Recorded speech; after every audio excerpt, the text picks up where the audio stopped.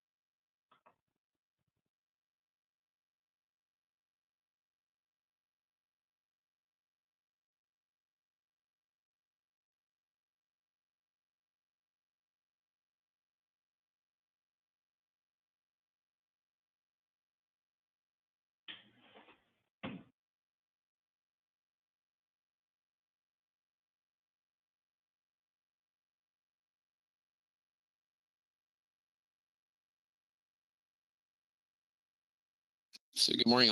Joe, do you want to give it a minute or two and see who else joins? Yeah, right before you joined, I see we're giving a minute or two. We will record this today, so it'll be on the website. So we'll be able to direct other businesses to that location if they're not able to join this morning. So if your peers reach out to you, please send them to that location. What I will do for starters is give you an overview of today's event. So the first thing we'll do is give you an overview of the cases, how the states, Eric, if you could do that, State of the Union basically on COVID right now. The second is an overview of the changes to the tiering system. There were some rules in place and they've made some adjustments to those rules. We want to keep you updated on those. And then I'll briefly go through some sector reminders for you so that you understand for the restaurant bar sector, worship, lodging, kind of what the standards are now, and then open up for any questions at that time.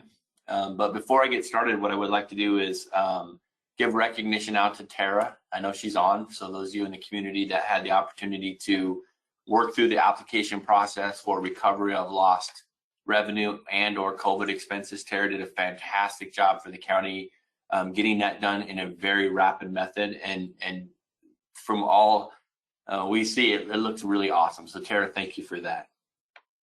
So let's go ahead and get started. What I would like to do is, if Eric, if you could just take a couple minutes to talk about the state of the union as far as cases and what we're seeing kind of in the environment so the businesses and our partners understand what's going on out there. You bet. And I was going to say, if I can go ahead and do share my screen, I will go ahead and do that.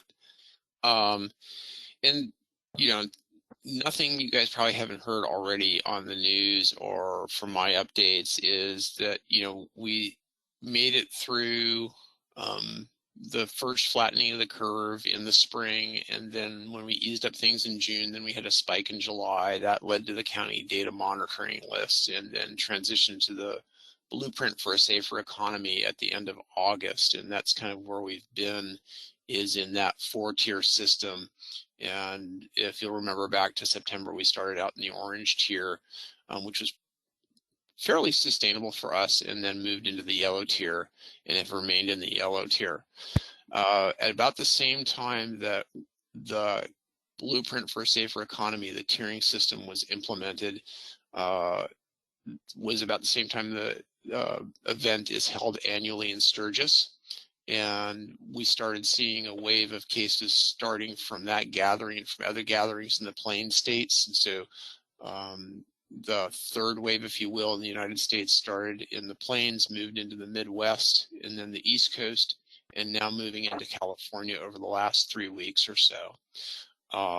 Where we got a heads up actually about 3 weeks ago from the Napa health officer. She mentioned she was starting to see exponential growth in her COVID cases in her county, and that kind of gave us a heads up that things were coming back to California. And then over the last 2 weeks, we've seen an increase in cases pretty much uniformly around the state. And in talks with CDPH, they made an indication that they were going to change not the things that they looked at in terms of metrics, but in terms of the amount of time that would need to pass to change from one tier to the next going backwards, because they were seeing so much cases. And looking at the screen right now, this is kind of the tiers as of Monday afternoon, and the governor's press conference is that 41 of the counties in the state are in purple, 11 are in red, 5 are in orange, and then there's only 2 that are in the lowest level tier. One is Alpine, the other is us here in Mariposa. And what I will point out is that because of the small county variance, Alpine is at the top because they have an incredibly large case rate. So 4 cases for them in a population of 1,000 makes a big difference. But we've even maintained our case rates low as well as our testing positivity. And so as we look at these 2 metrics, what the state has indicated is that they'll be looking at data not every Tuesday, but probably once a week, and then potentially a midweek check. And so one concern I have and wanted to share with you, and why we wanted to do this, is there's this potential for like a check on data today and then increasing restrictions tomorrow. And then what the state has said is that previously we had 3 days to move backwards a tier, and it could be as short as 24 hours to move from one tier to the next. And it may not even be from one tier to the next higher tier, but as what we saw in Tuolumne is they had been in orange and they went straight from orange to purple. But I'll get to a slide in a bit because that makes an incredible amount of sense given the amount of cases they're seeing up there. But we wanted the businesses to be aware that, again, they're looking at data 1 or 2 times a week, making that change based upon the data, still looking at case rate and testing positivity, but only looking at 1 week of data if needed, and making that implementation within a 24-hour period. And that's because a lot is happening out there in terms of growth. This is what's called an epidemic curve of our neighboring counties along with us. And what we saw is Mono County had a very large outbreak. This is the dark blue line, but that's mostly associated with a Marine Corps base that's there where they do mountain warfare training. But even if they took that data away, they made a brisk move from the orange tier into the red tier. But the more concerning thing for us, given it's our neighbor to the north, is this light blue line, which is Tuolumne. They went from kind of a low rate of transmission in the end of October and really an inflection point right around Halloween. And we do think that this increase was associated with gatherings, parties, whatnot, Halloween timeframe, and again, mostly in adults. So those sort of adult Halloween gatherings. And then explosive growth or exponential growth starting about 7 days after Halloween. And that continues through today. I talked with Kathy Harriman, who's the state health officer or one of the state epidemiologists on Tuesday, and she had indicated that Tuolumne's percentage change in cases was the greatest of any county in the state of California for that day. So again, lots of growth, and if it was just cases, that would be okay to a certain extent, but what we're now starting to see is an increase in hospitalizations. So, Tuolumne has a small hospital, and they've already got 10 patients that are COVID positive with COVID in their hospital. But similarly, looking at data from across, if we could have people mute, that would be great because someone's squirming around and transmitting. Thank you. In Southern California, they're starting to bump up against their ICU bed limits. And so Los Angeles, starting a run of ICU beds. Imperial County is already looking to transfer patients out of their mutual aid region and up to Region 5, which includes us, but goes from Kern up to Merced. And we're not finding any available ICU beds in Region 5 for the Imperial County patients to go to. So that's concerning that if we do get into a surge, that we will be running short on both hospital and ICU beds. And kind of looking at the the scenario we hope to avoid in April and in July, and were able to do with measures back then. But again, that's the scenario right now. We wanted to make you aware of that. And so pending any questions, that's kind of the update of the epidemiology of what's happening with COVID right now. Thanks, Eric. So hopefully we'll try to save the questions for the end. So as Eric mentioned, previous to now, we had a very predictive pattern for our restaurants, bars, retailers, lodging, et cetera, that said, if we have a case growth every 3 weeks, we could have this move from one tier to the next. We also learned during the recovery phase of the applications for recovery that we recently went through, one of the biggest issues for our businesses was restaurants are planning for weeks of food, and understanding that the change to the sector from yellow to purple could actually happen in a week.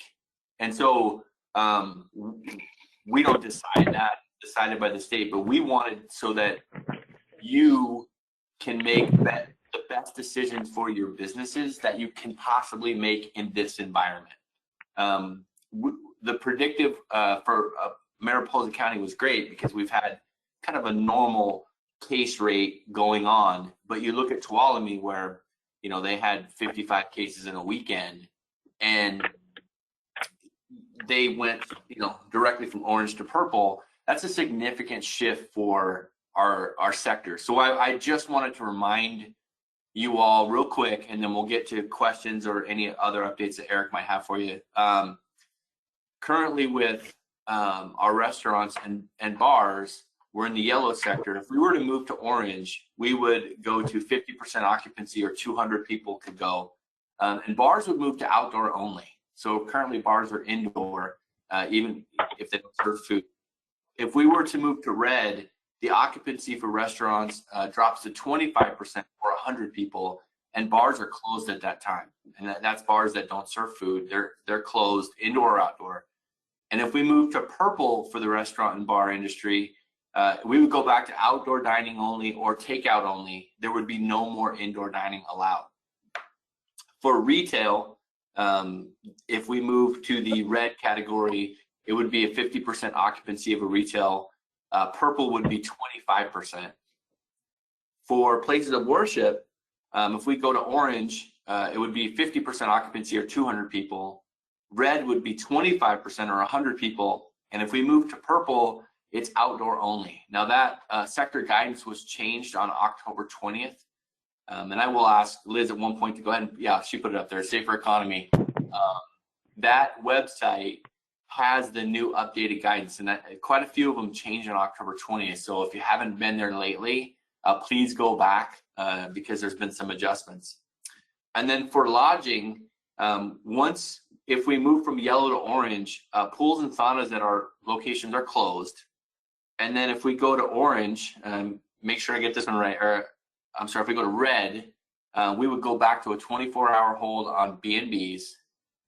And if we go to purple, we would go to 70% occupancy for lodging. So go ahead, Eric. Oh, no, I'd say good. So in the red tier and what we made the differentiation is single, sort of single outdoor entrances versus multiple outdoor entrances. And so in the red tier, for those that are, a single occupancy B&B, it's a 24-hour hold. For those who are multiple occupancies, it's a 70% of your occupancy. And then when we move into the purple tier, it's a 24-hour hold on all lodgings. So the intention behind this, and we'll go ahead and open it up for questions. I'm sure that there's a few. Is the intention is the ability for the businesses to stay in touch with the local dashboards to understand what kind of case rate we're starting to see, if we're seeing clusters and things of that nature, will be more predictive for you as a business owner or business leader to make sure that you're minimizing any losses that you may have. I would hate for you to order food, and I know you order well in advance, food for a lot of, and then all of a sudden we move to purple and we go to takeout only. we will do our best to keep that. Well, the dashboard's typically always money. Christina and her team do great with that. So, but to have as much communication with you as possible, but just letting you know that the goalposts have changed. We no longer have a 3-week and a 3-week and a 3-week where we could be really comfortable that it would be late January before we go into purple. That's no longer the case, and we don't want you to not know that that's no longer the case. We want to make sure you're well informed. So with that, you can either put questions in the chat box if you're not comfortable asking. Those are actually the easiest for us to answer. Or at this time, if you have questions, we're certainly available to answer anything. And let me stop for just 1 second. Tara, is there anything you wanted to share prior to us going to questions?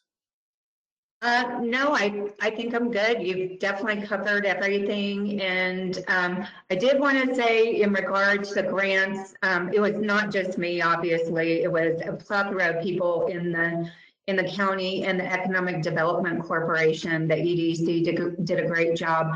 As we move into questions, I did have one question that a local business owner asked me that I wanted to make sure we get out to Dr. Eric. A local business owner who lives in another county that is in the purple in Tuolumne was asking about still working in Mariposa County and the risk. Should they think about staying home? And if businesses have employees that live in purple counties, should they think about staying home, or should they continue commuting to Mariposa County with the risk of transferring COVID, or should they be monitoring through testing? So, yeah, unfold that question a little bit is, so, and we wrestle with the same question at Health and Human Services, because a lot of our employees, a lot of our team live outside the county and commute to here every day. And so fundamentally, anytime you have people that are moving, you're increasing transmission. In fact, we actually know that population mobility is more associated with disease transmission than is population density. So if you have people on the move, that increases risk. And so if you're looking at risk reduction, if you're in a business that can do things by telework or do remotely, considering a plan for that right now is important. If you're in a business that cannot do that, then making that decision of, is it, how important is the business you're doing? And then if you are having people come from out of the county or from even inside the county, continue doing that febrile respiratory illness screening every day. And what you have to be very good at communicating both to your employees and embrace yourself is that if you have someone who's symptomatic on that screen, that person stays at home. They do not come to work. That is the one thing that I've seen as a common thread amongst a number of clusters, both in Tuolumne, where I'm interim, and in other places, is people that come to the workplace ill, and then either we end up putting a bunch of people into quarantine, or we end up getting a bunch of cases. And so, again, screening, staying at home. And then, Tara, the last thing you said was testing. And yeah, I still encourage people to get tested if they're potentially exposed to people from outside the area, and doing that on a recurring basis, whether that's every 2 weeks or every 4 weeks. I will say, though, is that because of all the activity that's happening around us, that we're seeing a lot more people going to the OptumServe site that's located at the senior center. And so getting an appointment may be more difficult.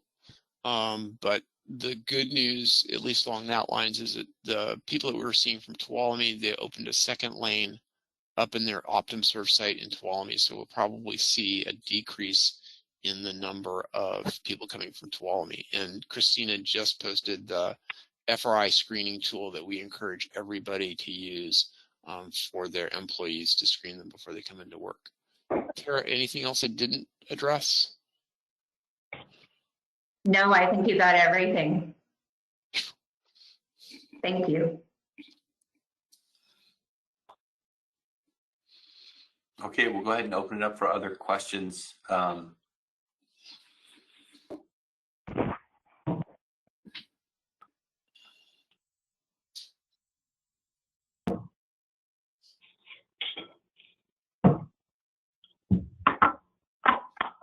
So from Jonathan, so I clearly understand a Thursday review of cases by the state with a potential change in tier 24 hours later Friday is not realistic from a business perspective. All food has been ordered and delivered. Guests are already driving to Mariposa County for the weekend visit. I know you don't have control over the state, but a Monday or Tuesday review with possible change in tier on Tuesday or Wednesday is way more realistic if the state is truly concerned about financial impacts to businesses. Yeah, so Jonathan, to be clear, there's still going to be a review on Monday or Tuesday, and then there's the potential for a review on Thursday with an announcement on Friday, implementation on Saturday. And, you know, what they've said is they're not going to be really strict about enforcing that first day or two, but then they're concerned about 3 days out. So adhering with the previous guidance. And I recognize, and I think we all do, the challenges, and that's why we wanted to do this call. And at this point, the concern is not, you know, we are concerned about the financial impacts to the business, but given the vast increase in the number of cases, the state at this point is shifting to the public safety and maintaining the public safety given the huge number of increase in cases and the potential for overwhelming healthcare services. And yes, I think the premise of your question is exactly why we wanted to have this call today. Having been doing the sector guidance since the beginning, I realize we're the messenger at times, and that's okay. But we're also we're your partners. And so, you know, now is the time for businesses. If you're struggling, again, as we started the sector guidance back, I think, gosh, I can't remember when we started it. If you're struggling with PPE or you're struggling with other things, please reach out to Tara or myself. We'll do what we can to help you have as safe a business as possible while we move, or if we stay hopefully in the yellow tier, or if we move tiers, whatever we can do to assist, we'll do our best to try.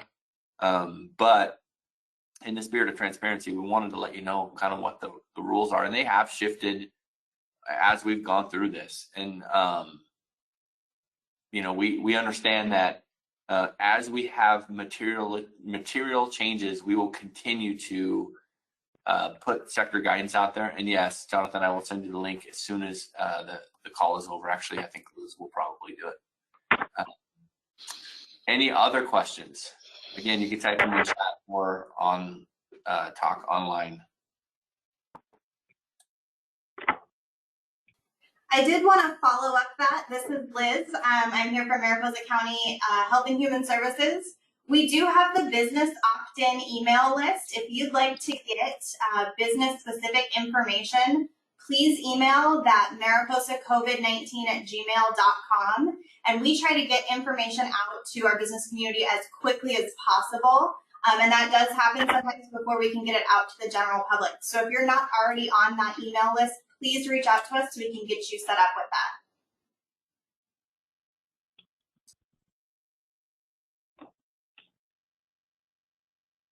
Thank you, Liz. Any other questions? And questions aren't limited to today. You see the 3 emails there. Typically, the Mariposa COVID-19 is the best place to send questions to, because they can help guide to the right person to answer it. But if there's questions after today, please, you know, typically after you hear this information, go back and assess what it will do or the risk to your business. The questions start to come out. Please ask questions at any time. We'll be happy to answer them to the best of our ability.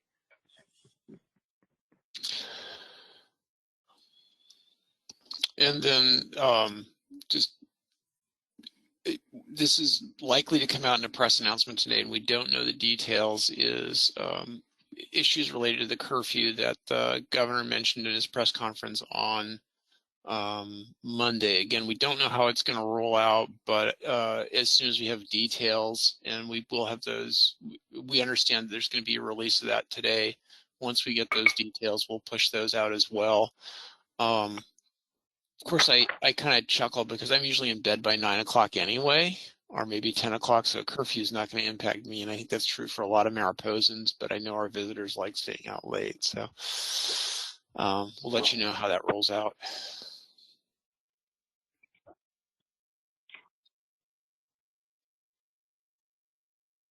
And I think we said the easiest way to keep people out past 10 o'clock is tell them they can't stay out past 10 o'clock. So any questions? Otherwise, we will. I'll give it about a minute for questions. You can either type them in. So, and then we'll end the call for today. Expect more calls, and we will post this and send it out so people can answer their questions. Yeah, and as we drop off, thanks for everything that you're all doing. As always, encourage your staff, your employees to wear their masks, wash hands, and that stay at home when they're sick stuff is critical. Yeah, I think I saw in the Gazette this weekend where the yellow hole and the purple donut, something along that line. We understand it's a team effort, so it's all businesses, all lodging, and our employers in Mariposa you guys have done a fantastic job. We hope to continue to have fantastic results, but if we don't, we'll get through it together. I appreciate your time today, and if you have any questions, again, reach out to the contacts you see on the screen right now, and we'll send this out for everyone. Have a great day. All right, take care.